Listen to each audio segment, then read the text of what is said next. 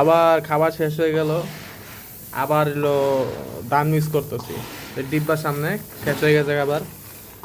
তো এবার বস্তা আনছিলাম, তো ওই জন্য বেশি করে মিক্স করতেছি এদিকে বাকি ইনগ্রিডিয়েন্টসগুলা। তো আমি সবসময় ডান বেশি দেওয়া থাকি, 70 বা 80% দিই। যেহেতু মল্টিংয়ের সিজন, তাই আমি চেষ্টা করতেছি ওই যে এই প্রোটিন জাতীয় খাবার আর ক্যালসিয়াম জাতীয়গুলো এগুলো বেশি রাখতে। তো ভুট্টা দিছি, মটর দিছি, তারপর এদিকে বাজরা আছে, গম ইত্যাদি খাবার। আলো হইতেছে রেজাটা সবাই খাওয়ানো শুরু করে দিবেন, কারণ এখন যেহেতু মোল্ডিং সিজন, রেজা অবশ্যই দরকার। আর হইতেছে বৃষ্টি পড়তেছে, উল্টা পাল্টা ওয়েদার।